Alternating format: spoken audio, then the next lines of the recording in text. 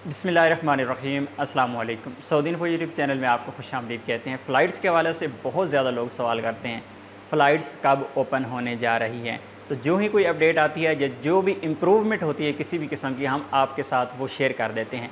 आज भी आप लोगों के साथ वो चीज़ें शेयर करने जा रहा हूँ जिनको देखते हुए, मद्देनज़र रखते हुए आप भी कह सकते हैं कि हाँ, फ़्लाइट्स ओपन होने वाली हैं। जितने भी कमेंट्स आते हैं उन कमेंट्स में से तकरीबन अगर 100 कमेंट्स हैं तो 100 में से जो 40-50 कमेंट्स हैं वो फ़्लाइट्स के हवाले से ही होते हैं। तो बजाय इसके कि मैं एक एक कमेंट का रिप्लाई करता, मैं आप लोगों को पूरी डिटेल यहाँ पे एक दफ़ा समझा देता हूँ कि सूरत हाल इस वक्त क्या चल रही है। हर एक बंदे को रिप्लाई करना भी मुश्किल होता है और इतनी डिटेल कमेंट में बताई भी नहीं जा सकती।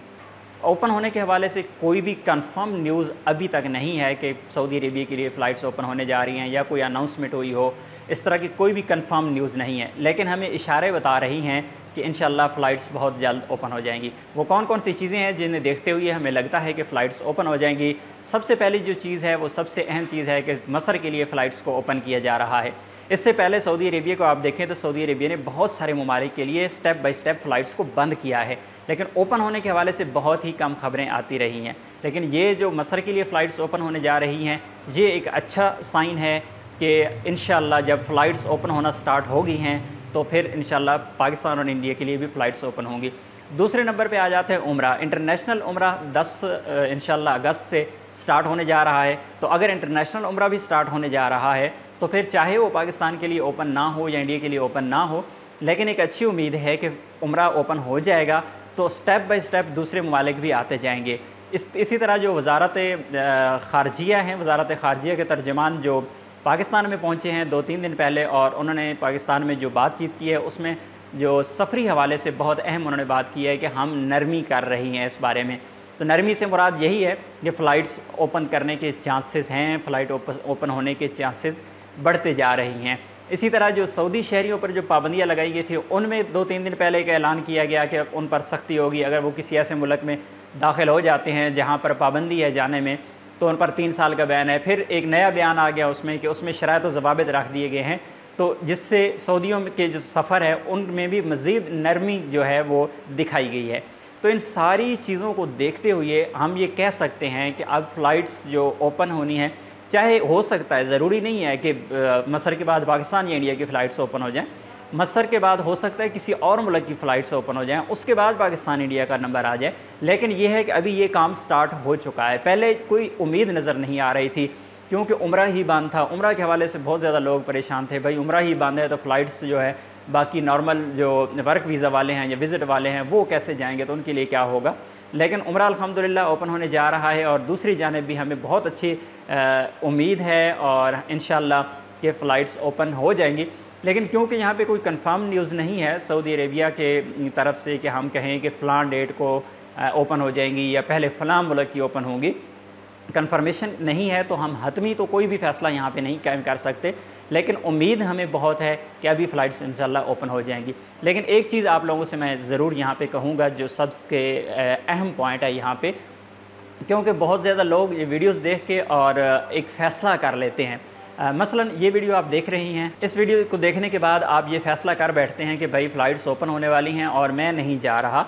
आप अगर प्लान कर रहे थे कि मैं वाया कीनिया या वाया उज़्बेकिस्तान या किसी और मुल्क से हो कि मैं सऊदी अरेबिया जाना चाह रहा हूँ, और अपना फ़ैसला कैंसिल कर देते हैं कि नहीं भाई मैं तो उधर से नहीं जा रहा क्योंकि फ़्लाइट्स ओपन होने के चांसेस बढ़ गए हैं, फ़्लाइट्स ओपन होंगी तो फिर मैं डायरेक्ट जाऊँगा। यहाँ पर 2-3 चीज़ें बहुत ज़रूरी हैं। सबसे पहली चीज़ ये है कि कुछ ज़रूरी नहीं है कि फ़्लाइट्स जब ओपन होंगी तो वो हर किसी के लिए ओपन हो जाएँ, वो मेरे लिए भी ओपन हो जाएँ, आपके लिए भी ओपन हो जाएँ। हो सकता है सबसे पहले जो फ़्लाइट्स ओपन हो किसी ख़ास शोबे के लिए ओपन हो जाएँ।